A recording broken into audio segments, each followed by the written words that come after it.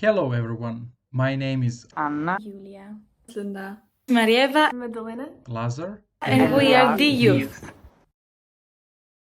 Are you high? Are you low? Hang on there, you aren't alone. Here we come, here we go, the youth around the globe. DYouth welcomes you to the new episode of the Diabetes Daily Podcast. Enjoy! Welcome. Please tell me something about yourself. Hello everyone, I'm Linda and I'm 27 years old and I'm from Germany. I've diabetes since I'm 19, so it's for 7 years now, I think. And as I got diagnosed with type 1, I used pens and now I'm using a pump with a sensor. I'm a student and yes, I'm working besides my studies. I'm studying public health.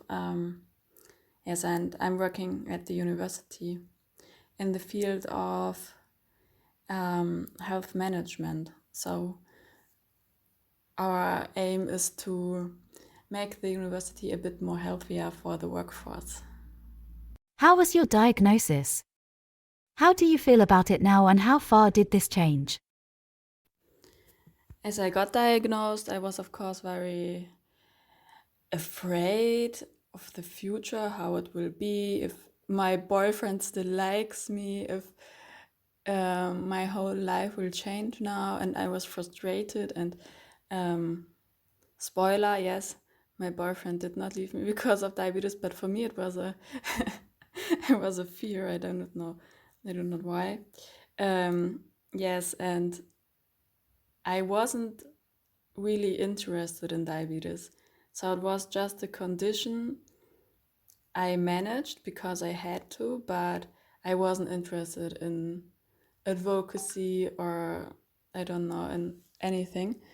But this changed. So during my bachelor's, I became interested in this topic and I wrote my bachelor thesis about the depiction of type 1 and type 2 diabetes in the German press coverage. And I found that the majority of articles does not differentiate between those types. And for me, that made totally sense why so many people do not know that there are different types and that they have different causes and so on. So, yeah, I felt frustrated when people asked me if I had too much sugar in my diet and so on. But after my thesis, I thought, maybe it's a structural problem that they do not know enough about diabetes. And this is one factor of many factors why stigma gets reproduced. And I was really interested in this topic. And then I decided to dive deeper in this field and continued my studies with studying a master in public health. Yes, and now I'm very deep in this topic and I like it a lot and it really changed from the beginning since now. So it has been 7 years now and I totally changed in my attitude. What scared you the most at first with your diabetes? One thing that scared me the most at first was, it sounds silly and I do not know why, but I thought that my boyfriend would leave me. So like when you have a car accident and you lose your legs and arms and don't know, and then a person says, I still love you, but I can't handle it. And for me, it was the same with diabetes, that I thought he can't handle it and he will leave me. But of course, this did not happen. And now I think I was so silly at this moment. And I don't know why I even thought about something like this. But to be honest, that was my biggest fear. What barriers do you feel diabetes has created in your life? Since I was in school, I ever wanted to move countries, so to live abroad for a while.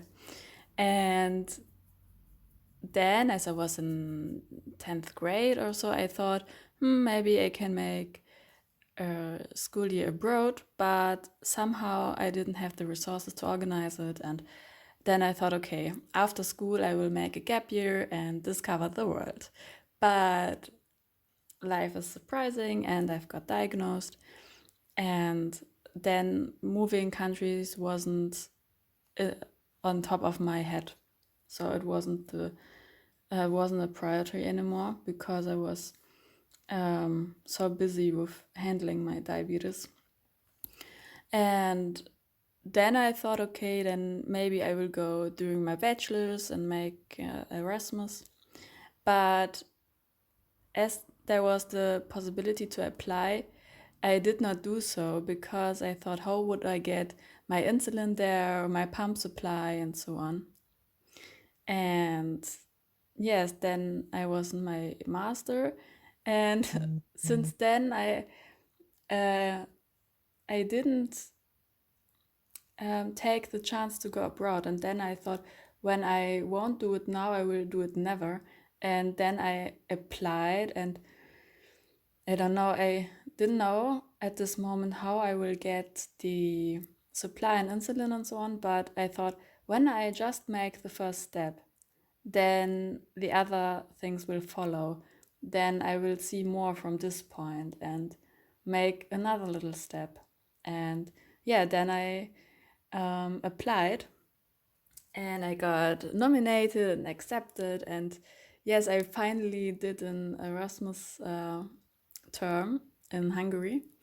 And yes, I had no problem with my supply or insulin because the insulin I brought from Germany, and the supply, so the company told me that it's not possible to ship it to Hungary, but it's possible to ship it to my friends or family members. And then we did it just like this. They sent it to, for example, my father, and he forwarded it to me, to my Hungarian address.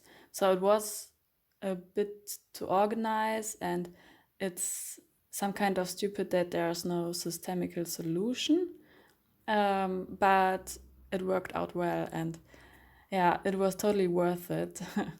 So I first thought diabetes would be a barrier, but it came out that it was not, and that I had a wonderful time in Hungary, and yes, it was a very good experience. What is your dream for the future of diabetes? When I think about my dream for the future of diabetes, then I'm thinking about a world without stigma. So, as I mentioned before, sometimes I get confronted with persons that actually think I've caused my diabetes because of my diet, and I'm so annoyed of this fact. And of course, I'm not the only person who gets confronted with those opinions. Yeah, but my dream would be that everybody is a bit more informed about diabetes and the different types and the causes and so on. And another thing is, I'm really happy about the technical progress. And when I'm thinking 100 years ago, so people died within weeks because they did not have any suitable treatment and so on. But now we have hybrid loop systems and CGMs and so on. So it gets easier and easier to manage the diabetes. And one thing I would wish is that the accessibility would be better for everyone, not just for the high income country persons. And another thing is that I would really like to have a full closed loop system so that you can just eat something and your sensor registrates that your blood sugar goes up a bit and then handles everything autonomously. That would be so nice and so supportive. Yes, that's my dream of the future of diabetes. What message would you like to leave? What is your conclusion? One thing I would like to leave is what I've learned myself. It's that even if you do not know what step will follow, make the first step.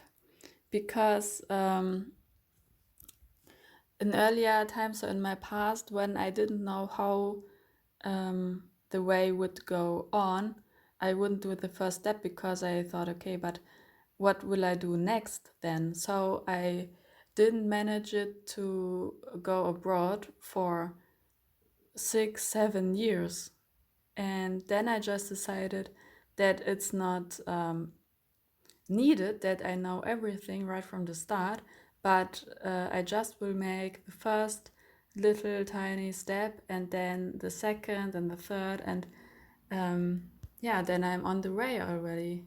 And yes, be brave and make the first step. Are you high? Are you low? Hang on, there you are until low. Here we come, here we go, the youth around the globe. DYouth thanks you for receiving this episode of Diabetes Daily. We hope you like it. Thank you for your support. If you feel like sharing your own story, check out our show notes on how you can do so. Until next week, we wish you good blood sugar.